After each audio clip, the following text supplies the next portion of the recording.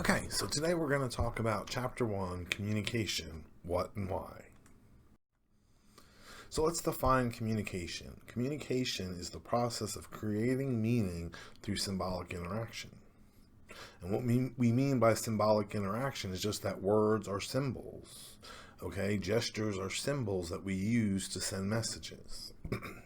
So that's the first concept here in this definition, is that it's symbolic. It's based on these symbols. So for example, we use symbols for everything. If you're tired and you want to sit, you probably want a chair. Well, a chair is just a symbol. Now we might call a uncomfortable classroom chair a chair, and we might call our favorite recliner at home a chair. It's the symbol. We have to remember these symbols are only so accurate. Okay, not everyone shares the exact same meanings for these symbols as each other. The next is that communication is a process. And what we mean by a process is that there's a whole process going on when we communicate, from us encoding a message to sending the message, choosing a channel or the mode in which we send the message, finally someone responding, and then giving us feedback. So there's a whole process that goes on when we communicate. We also have to remember that communication is irreversible. So sometimes we say something and we really wish we could just take it back or reverse it, but we can't. Communication is irreversible. So you can apologize for saying something, you can say you didn't mean it, but in the long run, you've communicated that message. It's irreversible. And finally, it's relational. Communication is a relational process. The type of relationship you have with a person dictates what communication is appropriate. So you might get away with speaking to your pals one way, but maybe your teachers you communicate with a little differently, and maybe you figured out over time that you could speak openly with someone because you've built a relationship with them. That's that relational aspect of communication. Moving on, we're going to talk about the linear model of communication. Okay, so this is the first model of communication. It includes a lot of important things. So for example, it includes a sender and a receiver. The sender in the linear model of communication is the person who sends the message. And what they do is they encode the message, which means put all the symbols together to communicate the message. Then they send that message. And if you look, we send messages over channels. Channels are just the modes in which we communicate. So for example, you can say something to someone face to face, or you can say it over a telephone call, or maybe you can text somebody something, or you could even post something on Facebook. All of that are channels of communication.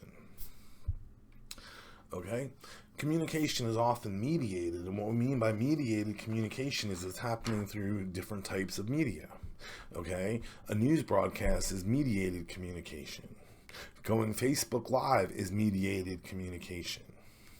The next part of this model is the fact that we always have noise in the communication. Now we think of noise as loud noise, and while that's a type of noise, noise can be any type of interference. For example, if you use different words for different things, that means someone else might use different words. When I first moved to North Carolina, I was 14. I grew up in New Jersey, and we moved to Western North Carolina, and I had a friend who I made in high school, and he was working at the supermarket, and he was telling me about having to go out and corral all the buggies in the rain. And I was like, oh wow, y'all have buggies at the supermarket? I was real interested in this, and I was thinking little horse and buggies or something. I really wanted to see these buggies. And when I finally saw what he meant by buggies, I saw a shopping cart. So that was a type of interference, just because I had a different word for the same symbol. So that happens. That's called semantic interference. Also, if you just have a really bad headache or you're really preoccupied with a problem, it's going to affect your communication. That's another type of interference. And again, noise is just another word for interference.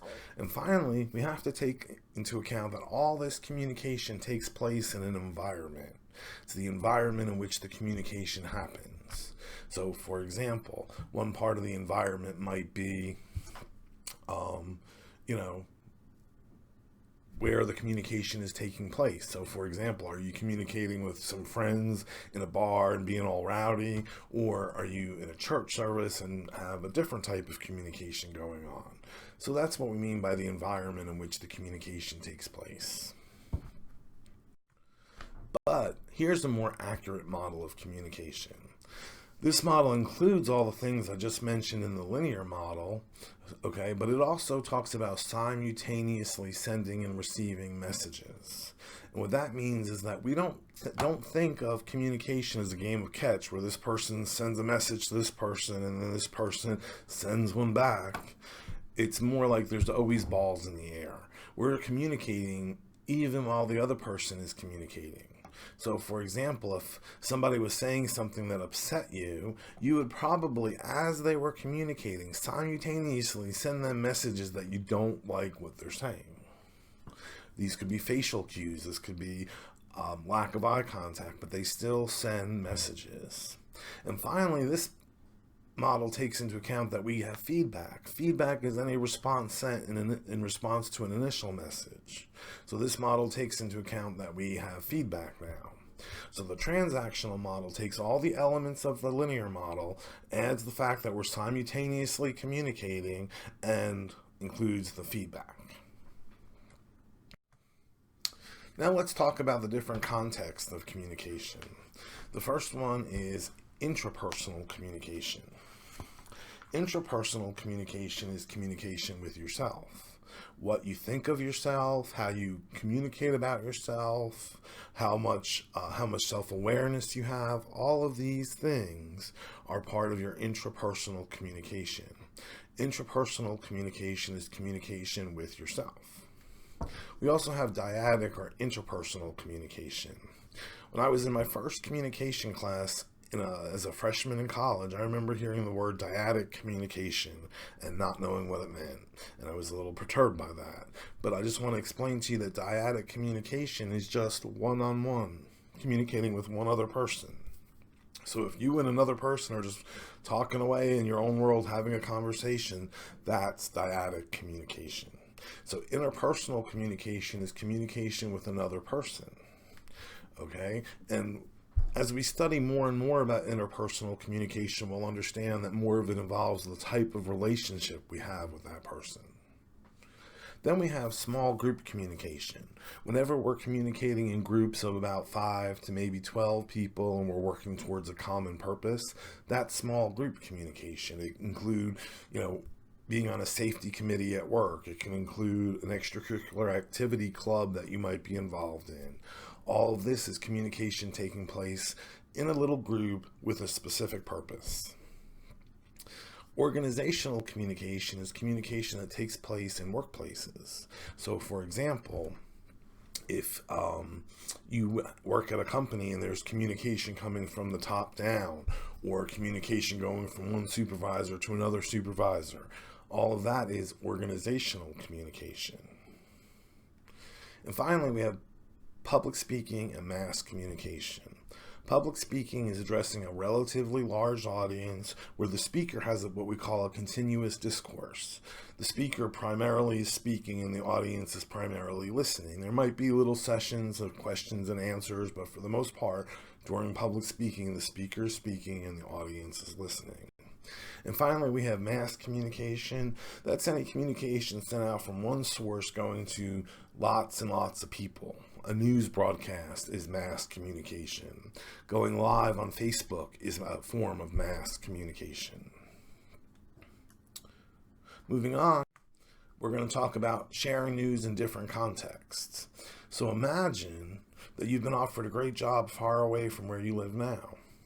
How would you share this news with a friend of yours, or your boss, or your parents? Would you want your mom to read about you moving to California on your Facebook post or your Instagram?